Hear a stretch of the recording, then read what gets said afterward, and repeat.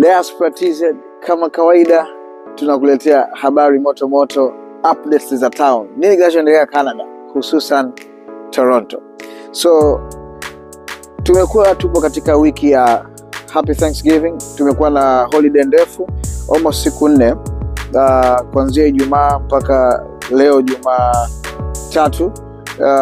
Tumekuwa na long holiday ambapo tumekuwa na events nyingi sana. Tumekuwa na event ya Tiseza imepita Jumamosi. Tumekuwa na kule Legacy pia tulikuwa na end of summer party vibes, tumemaliza vizuri.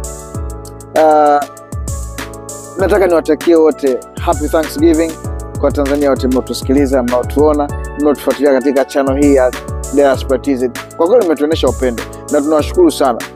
Mapya yanayokuja mwezi huu kabla hujaisha, tarehe 25 tuna event kubwa, tunaita biriani ya burudani, ambapo tuna Mzee Yusufu, tuna Sabaha Salum, Malikia wa Tarabu, pia tuna Manifongo kutoka Tanzania. Tutakuwa naye hapa ndani ya Toronto, ambao wote wanakuja very soon, watakuwa na land hapa kwa ajili ya show ya tarehe 25.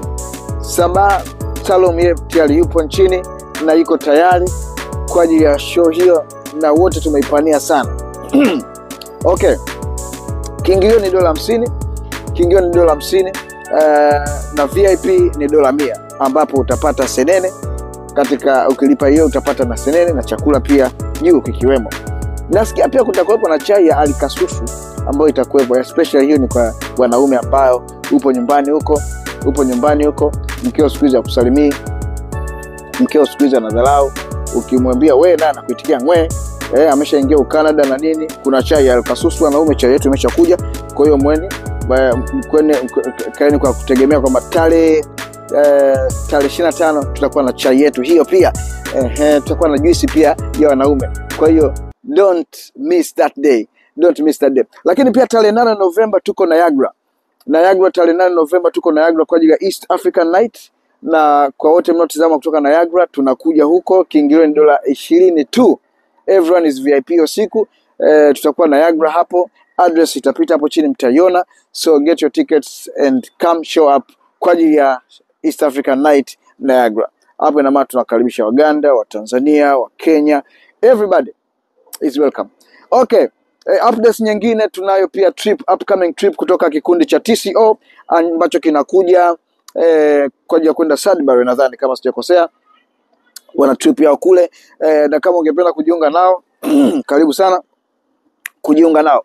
Lakini pia tutakuwa tunazindua kitu kipya kinakuja. Hiyo itakuwa ni surprise ambayo tunawapa. Then huku namalizia, tuna harusi ambayo inakuja. In fact tuna sherehe 2. Tuna harusi ambayo inakuja. Tarehe wameniomba nisisitaje, lakini kama umealikwa karibu sana, utategemea kuona mengi. Lakini pia tuna party ya mtu kuachana, tuna divorce party ambayo pia nayo sherehe tumeitwa. Divorce party zipo, kama ulikuwa hujajua zipo. Updates zote tunawaletea hapa Diaspora.